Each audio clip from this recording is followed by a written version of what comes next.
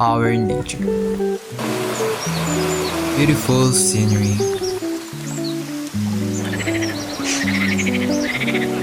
and lovely creatures. Nature is really fascinating, but do not be fooled.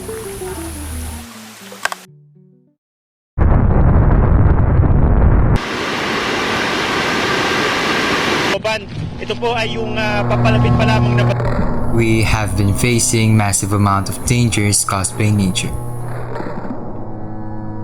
We cannot control nature because it's natural. All we can do is to be ready. And we are the key for the next generation to see a community ready for any calamity. This is Bahanda. Be aware, handy, and active.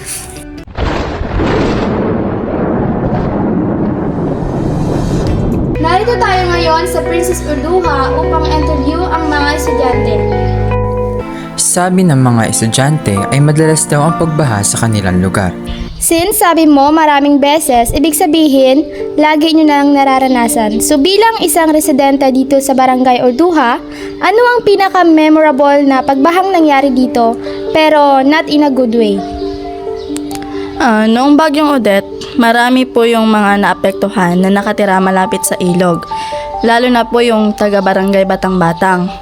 At ang mas masakit po nito ay marami pong nawala ng buhay. Nung kasagsagan ng bagyong Odette, maraming ari-arian po yung mga nawasak. Yung mga pananim at saka yung mga alaga nilang hayop ay nawala at nagkamatayan. At yung masaklap po ay yung ninang ko ay hinanap pa rin hanggang ngayon yung labi. Nakakalungkot nga pero dito sa school may mga naranasan din ba kayong pagbaha? Opo, noong second week ng klase namin, akala namin ulan lang, yun pala baha na. Maraming estudyante ang nagtulungan para makatawid sila ng baha kasi nga malakas yung agos ng baha sa dinadaanan.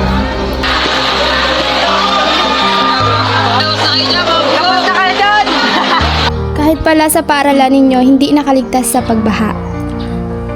Opo, kawawa nga po yung mga estudyante nung time na yun.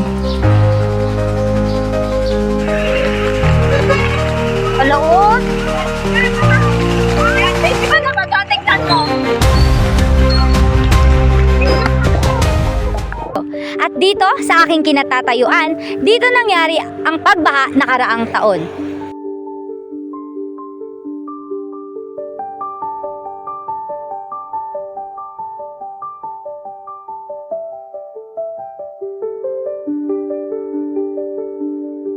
Tunay ngang nakaapekto ang mga sakunang ito sa mga mamamayan ng lugar na naapektuhan ng pagbaha.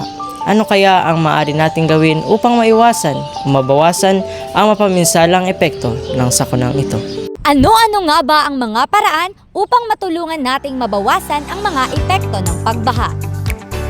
Baha sa pamamagitan ng pagtatanim natin ng puno, ating mga basura sa tamang lalagyan dahil maraming baha.